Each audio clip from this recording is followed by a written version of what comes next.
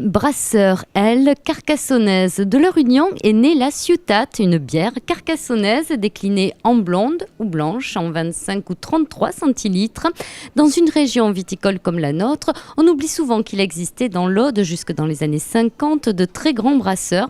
Aujourd'hui, Xavier Benoît a repris la tradition à son compte en aromatisant ses bières au goût du jour. Alors nous avons voulu donner à nos bières une typicité d'Europe centrale pour plusieurs raisons, par goût personnel, mais surtout parce que ici sur Carcassonne, nous sommes dans des régions un peu plus fraîches que la Belgique notamment ou le nord de la France, et il y a une demande plus prononcée pour des bières légères, ce qu'on appelle communément, et c'est pas péjoratif, des bières de soif.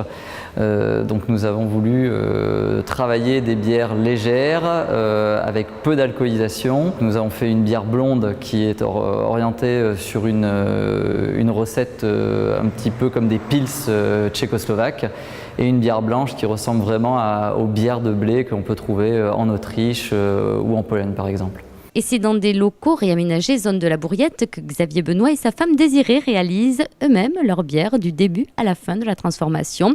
8 heures pour le brassage, de 3 à 10 jours pour la fermentation et jusqu'à 3 semaines pour arriver à maturation. Oui, c'est ici que tout se passe. Alors la salle à brasser, ce sont ces deux cuves qui ont pour fonction de préparer les matières premières et transformer la farine présente dans les grains de malt. Ce sont des céréales maltées, ça veut dire qu'elles ont été préalablement germées. Une fois que tout ce jus sucré est obtenu, il est toujours mélangé avec les enveloppes des grains broyés. On le transfère dans la cuve de droite. Et cette cuve de droite, c'est un filtre, c'est un panier troué avec des petits trous en inox, qui nous permet de récupérer le jus sucré par le fond et de laisser reposer toutes les enveloppes des grains.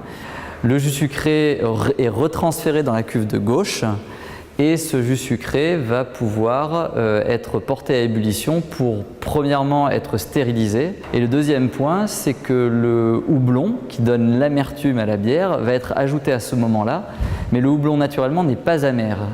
Au bout d'une heure d'ébullition, les molécules du houblon qui donnent l'amertume deviennent amérisantes et on peut donc développer les caractéristiques amères de notre bière.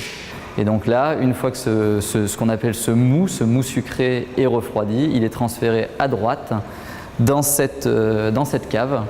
Et ces différentes cuves de fermentation vont permettre à la bière de mûrir. Donc la levure va transformer le sucre en alcool et en gaz carbonique qui va produire la pétillance et la mousse de la bière. Et une fois que cette levure aura fait ce travail-là, on va redescendre la température tout doucement jusqu'à 2 voire 1 degré.